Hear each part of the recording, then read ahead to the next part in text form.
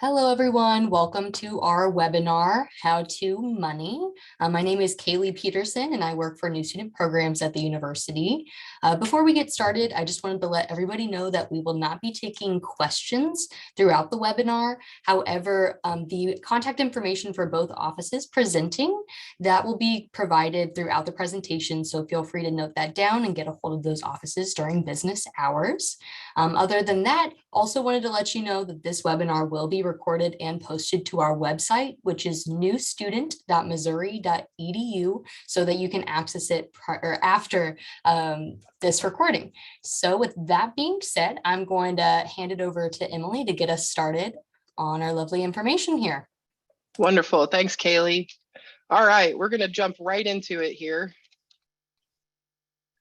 First thing we're going to cover from a financial aid perspective is we're just going to do a few reminders. We're going to talk about some things we've already talked about in some of our previous webinars, give you some helpful hints about how the financial aid actually applies to your student bill. And then we're going to kick it to our cashiers team. Our executive director of cashiers is Megan Carr. She's here with us. And she's going to go into more detail and more in-depth information about the student bill and help get you guys that information that you need to get the process going for your student. So we'll go ahead and get going here. So some financial aid reminders. So again, if you've not already completed the FAFSA is the free application for federal student aid. Just a quick reminder to please go ahead and do that. You can still receive federal aid, federal loans, federal grants, no matter when you complete the FAFSA, but it's really important to get that done. That's going to give you the best opportunity for the most aid that's out there. As well as, I just want to throw a reminder out there that it is an annual application that you need to complete. So again, if you haven't done it, there's still time to do it, but it always opens up October 1st for that following academic year.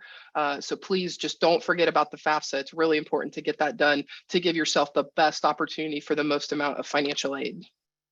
Other really quick reminders, utilize Mizzou One. The website is there for you. And it is a one-stop shop for all of the information, or for a lot of information that you need as a student to navigate different things. One of those things is that second bullet point down, and that's visiting your Mizzou Student Center. And on that Mizzou Student Center, one of the most important things from a financial aid perspective, if you don't get anything else from financial aid from this presentation, is to go out there and check your to-do list items. If those items are not complete, you may not be getting the best financial aid package, and/or the aid will not actually pay to your student bill on time. So it's really, really important you go out there, you get those items completed, and we'll go through a couple screens here in a minute to just show you what that looks like.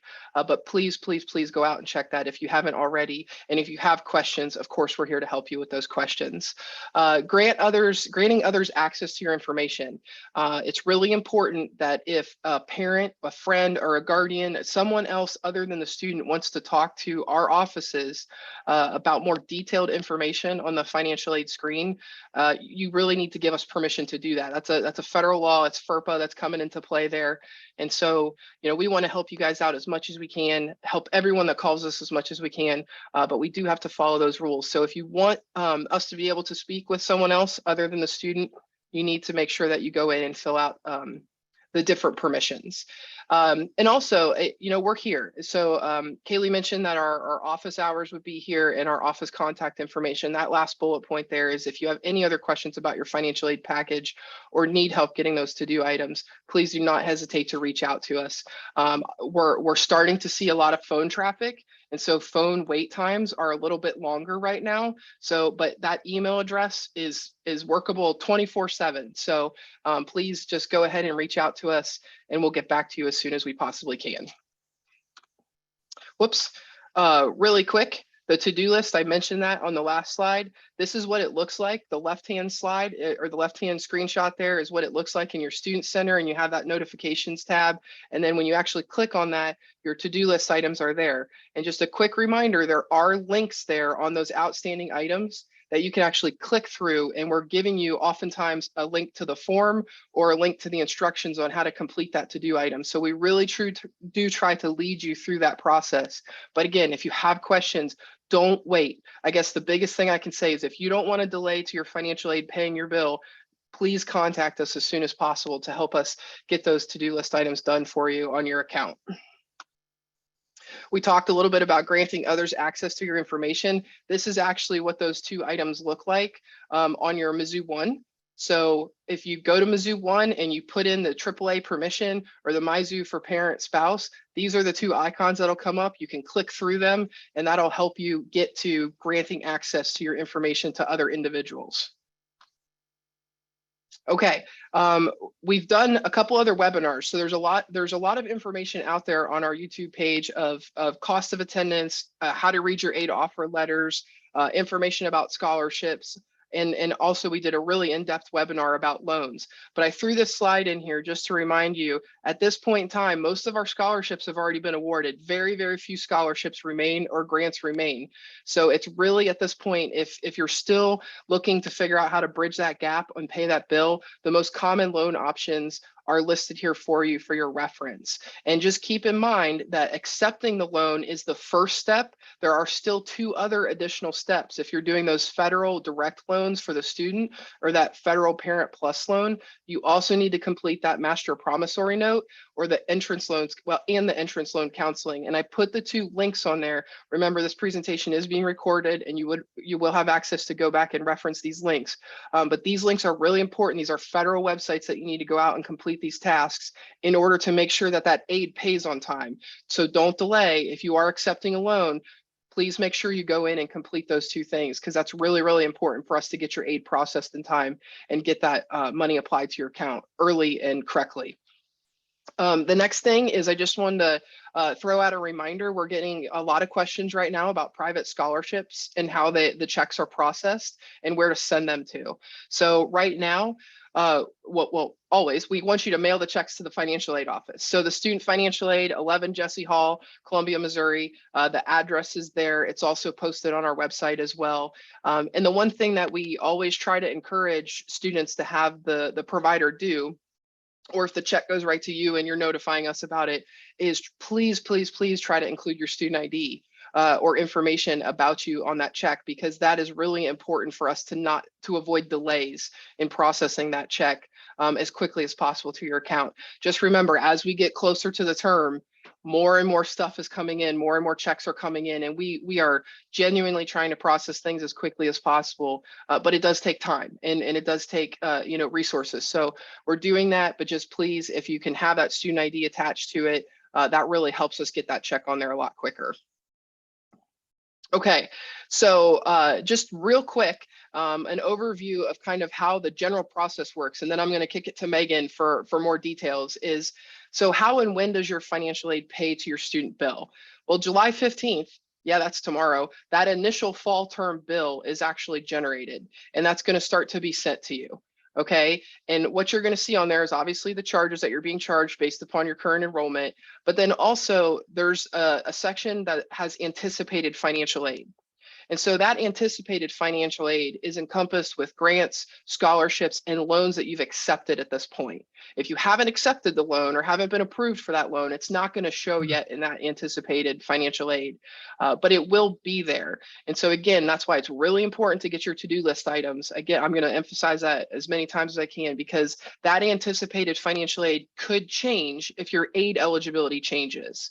And so it's not a permanent, it's a continuously evolving thing based upon your aid eligibility. And until all those to-do list items are done, it could continue to change. And if other financial aid comes in, that could also impact your anticipated aid.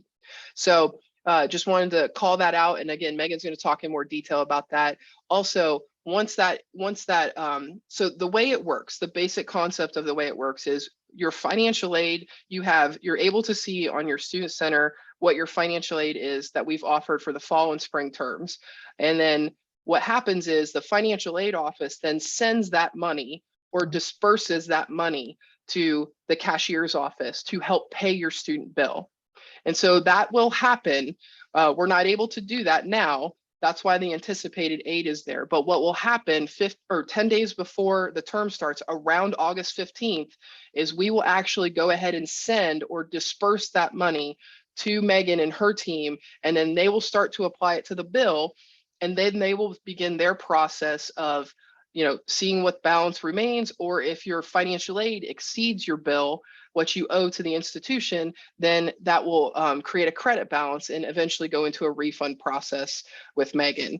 And so the other thing we just want to remind you of really quick before I kick it to her is if you do not already have direct deposit paid, then please make sure that you get that direct deposit paid. That's really, really important. I'm sorry, not paid. The direct deposit setup that will really help advance and speed up your process for getting that student refund. So Megan, I'm going to kick it to you. Excellent. Thanks, Emily. Good evening, everybody. Welcome to tonight's webinar. Okay, so I plan to go over essentially everything that you need to know in order to pay your bill on time, understand the billing statement that you'll be receiving, as well as make sure that your student has you set up to receive that billing statement if they have not done so already. I'll also go over the 529 plans because I know we've got several questions that have come in over the last few days about that specifically, as well as refunds, as Emily mentioned. So let's go ahead and get started because I have a lot to cover. Okay, so the first thing I want to talk about is TouchNet. So TouchNet is our online secure website that we use for students and parents or authorized users to view their billing statements, make online payments. This is also where they can enroll in direct deposit. When the tax season comes around, which is in January, this is where students can view their 1098-T tax statement. This is also where students can add authorized users. And I put this in red here because it's very important. If your student has not already signed you up or added you as an authorized user within TouchNet, you really need to encourage them to do so. The reason for that is if you're paying the bill on their behalf or you want to see the billing statement, they're going to have to give you access in order to do that. All of our billing statements are emailed and they are generated through TouchNet. You'll receive an email notification. You can also opt in for text messages, text message alerts to let you know when the billing statements are ready, but you're only going to receive those emails or those text message notifications if your student has added you as an authorized user. So that's the one biggest takeaway I want you guys to do tonight is to have the conversation with your student, make sure they've signed you up as an authorized user if they haven't already, because it's really key to getting that billing statement and being able to make payments, see the bill, all that fun stuff. Okay, so this is a screenshot of what TouchNet looks like. Again, it's kind of as I explained, it's a one-stop shop for essentially all things student financials related when it comes to the cashier's office. This is where you can, again, view your bill. You can view the account activity. Billing statements are only issued once a month, but we have real-time account activity that you can see at any point in time as much as you'd like, anytime that you log into TouchNet. Again, this is where you'll sign up for direct deposit as well as make payments and or view that 1098-T tax statement when the time comes. Okay. So when students need to go in and access TouchNet, they're going to go in and do that through their Mizzou Student Center. They're going to click on the financial account tab over here. And then once they click on that, they're going to click proceed into TouchNet, and that will take them directly into the page that I just showed you. For authorized users, you are going to have a little bit different access. Again, this webinar is being recorded and you'll be able to access this link at another time, but I did go ahead and put that here in the webinar. You can also access this link directly from our website. Let me find that. When you go into the cashier's website, if you click on pay your bill, you'll be able to see that information on there that can take you directly into the authorized user access into TouchNet. Okay, again, you're going to hear me talk about this a little bit tonight because it's so important that everyone has their student add them as an authorized user. Again, this is key to getting those billing statements, to view the account activity at any time that you would so like. It's going to allow you to make payments on behalf of the student, as well as view those 1098-T tax statements. Again, this is so critical. I can't emphasize this enough. As Emily mentioned, in addition to the authorized access, I would also encourage you to have your student sign you up as, I would have your student go to Mizzou One to have you signed up as granting others access to your information, because it's important for the cashier's office to have the authorized user on file so that we can speak to you. But if you need to talk to financial aid or you need to talk to the registrar's office, it's vitally important for them to have that information on hand as well. Okay, I'm going to pause here because I need to take a drink of water, so bear with me. Okay, so now I'm going to get into the really good stuff. I know this is why everybody's here, right? So we're going to talk a little bit about the billing information. So we bill every month. And as I mentioned earlier, the billing information is sent electronically to the student and any authorized users that they have set up at that time. So again, very important that you get your student to set you up as an authorized user. We generate the billing statement. We send out those notifications around the 15th of each month. So be looking for that email notification tomorrow. We're anticipating starting to send those emails probably around 1 o'clock tomorrow afternoon. So again, your student will be getting an email notification to their MU email address. And then any authorized user that has also been set up in the system will also receive that notification. Bills are due the 10th of the following month. And on the billing statement, we essentially, and I'll go over this here in a few slides, we allow students or families to choose whether they want to pay in full or if they want to elect to be on the minimum monthly plan. And I'll go over the difference between those two here in just a few minutes.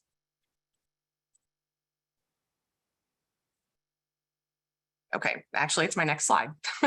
So the difference between paying in full versus the minimum monthly payment is that on the billing statement, there will be a box that says total, adjusted amount due.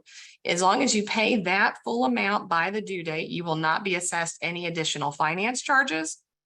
And essentially your balance would be paid in full for that month. If you elect to do the minimum monthly plan, there is a 1% monthly finance charge that would be assessed to the balance that's carried forward from the previous billing cycle. So each month when we run the billing statement or we run the billing cycle, any balance that's carried forward would have a 1% finance charge assessed to that, and you would see that reflected on your billing statement. The monthly payment plan essentially allows students and parents to make smaller monthly payments over the course of the semester. However, there is no enrollment fee or anything that you need to do to be in that plan. So for example, if 1 month you want to pay in full, but let's say the next month you're like, man, I need to make a minimum payment because I've got other bills that are coming up due, you can certainly do that. There's no one option that you have to choose for the course of the semester or even for the course of the year. You can certainly have that flexibility to do whatever is best for your family or for your student. Okay, here is a screenshot of what our minimum payment schedule looks like. So we offer 4 payments during the fall and spring semester and 3 payments during the summer, assuming the student is enrolled in summer courses. So essentially, if you are making that minimum monthly payment and you elect to do that with the first billing statement, so the billing statement that you would get tomorrow, you would take that total account balance, and our system automatically already does this for you on the billing statement, but it takes that full account balance and then it divides it into 4 because there's 4 remaining payments over the course of the semester. Same thing for the spring, and then again, 3 for the summer. Please note that the due date for the fall semester is August 10th. And looking ahead to spring, the first due date will be January 10th. So again, want to make sure everybody knows first due date for the fall semester is August 10th. Okay. As I mentioned earlier, when you are in TouchNet, that is where you are able to make payments. We offer we accept online credit or debit cards. There is a 2.85% service fee if you choose to pay electronically with plastic. However, we do offer a free service of electronic checks. There's no fee to do that. So as long as you have your checking and routing number, you can pay online. using the e-check option within TouchNet, and you will not have any additional fees assessed to your account. The 2.85% service fee is just a fee that our vendor TouchNet assesses. That's not anything that the university gets. It's not even a fee that my office could waive should you call in and ask for that. So I just want to make sure everybody understands that. We also allow 529 plans. We accept those as payment, which I'll explain a little more on that specific topic here in a few minutes. Unfortunately, we do not take any cash anymore. We are a cashless operation. So if you're looking to make payments, I would encourage you to do it online through TouchNet, as that is the fastest way to do it. Again, credit and debit cards have an additional fee, but there is no fee to pay with an electronic check. You just need your accounting and routing number, and you should be good to go. Okay. So let's say, unfortunately, you miss a payment. What does that mean? The student account will be assessed a $10 late fee and could potentially have would not be able to access their transcript. They would not be able to access their diploma when the time comes and they have received that. And they may also be prevented from registering or conducting registration activities.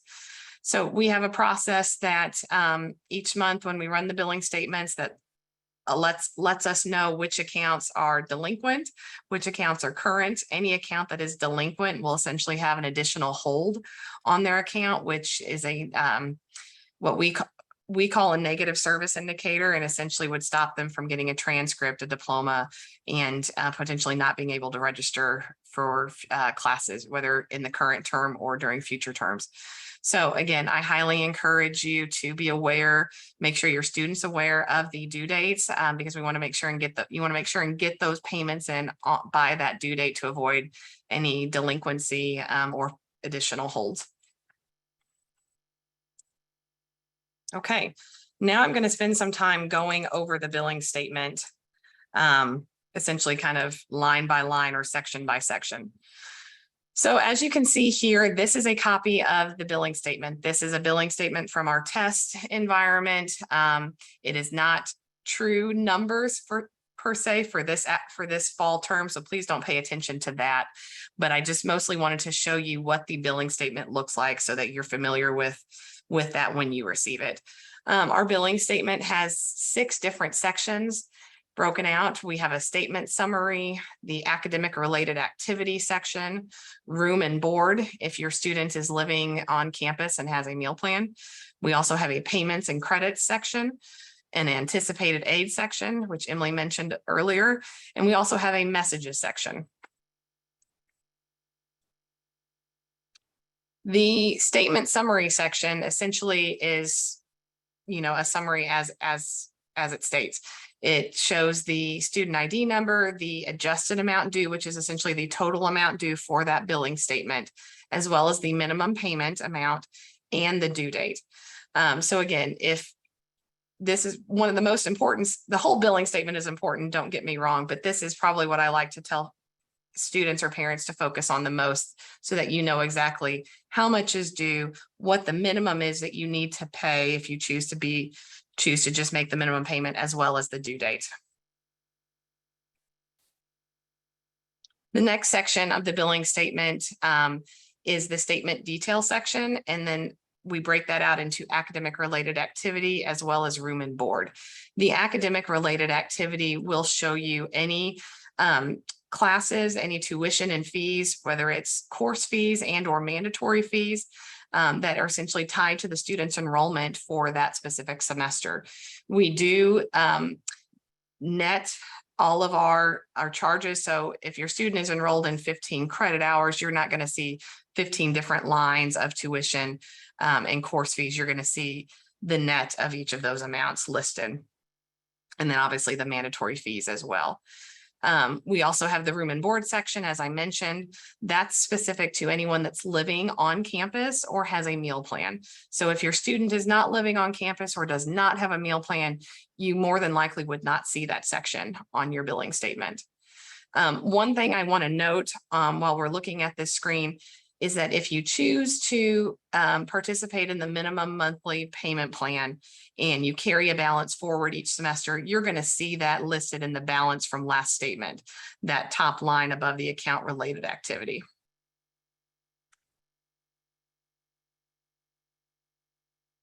Okay. So the next section that we're going to talk about the payments and credits and anticipated aid. So the payments and credits section is going to show any payment that we've received or any credit that has happened on the student account during the previous billing cycle. So at this point in time, you may not see anything listed on your billing statement when you receive that tomorrow. Or if you've had Res Life, if you're living in Res Life and you paid that deposit, you may see that listed there. But moving forward, as we go throughout the semester, any payment that you make on the student account or any adjustments would be reflected there in that payments and credits section. As Emily mentioned, you will see anticipated aid on the billing statement. This again illustrates any financial aid that will apply to the student's account when the time comes, and I'll get to that here in a minute. The anticipated aid listed on the billing statement reduces the overall amount due. I also want to make sure, just to piggyback off of what Emily said, anticipated aid will only show on the billing statement for any aid that the student has been offered and also accepted. So they've got to make sure and accept their aid within their student checklist in order for it to show on the billing statement. And again, aid is going to show as anticipated until it disperses or pays to the student account. And we will not pay any anticipated aid to students' accounts until August 15th. That's the earliest that it could happen. But again, we are taking that anticipated aid into account and adjusting the remaining amount that would be due for the fall semester, so that you will see that on your billing statement, and the calculation is automatic there. It's not something you'll have to do on your own.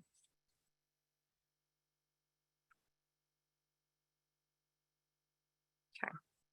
All right, now we're going to talk about 529 plans. And I apologize, I'm going to take one more sip of water here.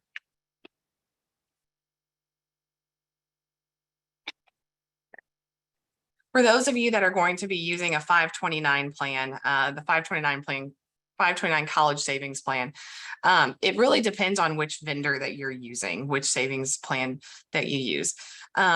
Most of the 529 plans require a physical check to be issued and sent to my office. And if that's the case, please allow 10 to 14 business days for that check to arrive. It's all contingent on the vendor themselves, as well as the United States Postal System, for those checks to arrive to us. I wish it could happen sooner, but unfortunately, the average that we see those checks take to get to our office is between 10 to 14 business days. So once you get that billing statement, and tomorrow, once you see your billing statement tomorrow, I would encourage you, if you're using a 529, to go ahead and request those funds be withdrawn over the weekend to make sure it gets here in time by the August 10th due date. In addition, make sure that the check is made payable to the University of Missouri. I would also encourage you to have your vendor include the student's 8-digit ID number and their first and last name. As Emily mentioned, with outside scholarships, the more information we have on a check, the faster it is for us to process. So again, this is a manual process. And so if there's any information missing, it could delay us getting that check applied to the student's account. For those of you that are using the Most 529 plan, it's very exciting times. At least we're excited here in my office. They now offer an online payment option. So when you go into your Most 529 plan account, you can elect to pay online or send those funds to the MU cashier's office electronically. I believe there is a small fee that you would absorb if you choose that option, but it is the fastest way to receive that. We started doing this, I believe, last semester, and we've had great enrollment in this. And so for those of you using the Most 529 plan, would highly encourage you to take a look at using that online payment option, because it does get to us quite much faster, and again, allows us to get it posted to the student account more quickly, and then hopefully move forward with processing any refunds. Which I believe that takes me to my next slide. So let's talk about refunds. Okay, so anytime that a credit balance exists on the student account, my office will process a refund to the student. Or if it's coming from a Parent Plus loan and the parent has allowed the refund to go back to the student or has indicated it needs to go to them, then we would follow that route, whichever needs to take place. But a credit balance essentially has to exist on the student account for my office to process a refund. That can be an overpayment from financial aid. It can be an overpayment from a personal payment that you've made, scholarships, dropping and adding classes, whatever the situation may be. As soon as that student account hits a negative, we have to refund it. We process refunds daily. And so we're constantly running that report daily. For students that have enrolled in direct deposit, they would get that money through that mechanism. And typically they can see that money in their bank account within 3 to 5 business days. Now, I say that if there's a bank holiday or something like that, then it could be delayed, but typically it's around 3 to 5 business days that students can receive their refunds through direct deposit. If a student has not signed up for direct deposit, a printed check will be mailed to them. And we only print checks once a week. So we print checks on Wednesday, and then they go out through the United States Postal System. So that's the delivery time depends on how long it takes you to get your mail or how accurate the address is in Mizzou.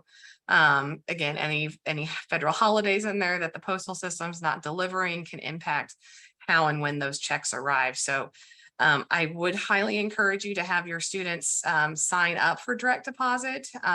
Even if they're not for sure if they're going to get a refund yet, it's always best to just have that information on file so that when my office does receive a notification that the account balance is in a negative and we need to process a refund, if that direct deposit's there, it's going to go through that mechanism and that route and be sent to the student much faster than through a printed check.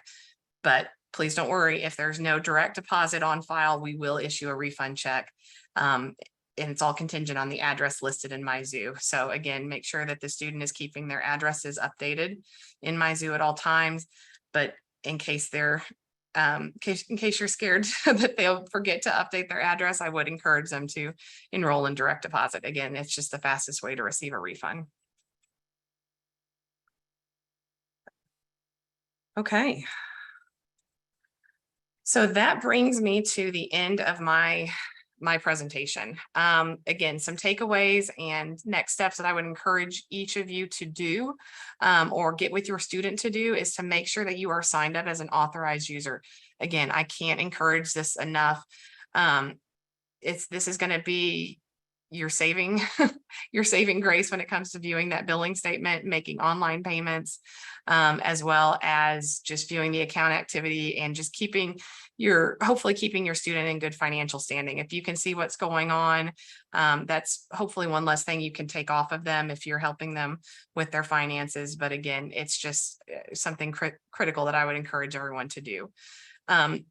We have some additional resources on our summer welcome page on our cashier's website. Again, there's a specific PDF that talks about how to view the billing statement. It goes over much of what I just went over tonight, but be looking for that billing statement tomorrow. Make sure that you make your first payment by the 10th, whether you're paying in full or you're just making the minimum monthly payment. We have to have something by August 10th in order for your student account to stay in good standing. And as I mentioned, when I talked about refunds, make sure to sign up for direct deposit. Again, it's the quickest and easiest way that your student will be able to get their refund. All right, I think that's it. Thank you everyone for joining us tonight. Thank you. Take care. Thank you for joining. Be on the lookout for more information regarding our next webinar. Just a reminder, this was recorded and it will be posted to New Student Programs website, which is newstudent.missouri.edu. With that being said, just want to thank you one more time and we'll see you next time.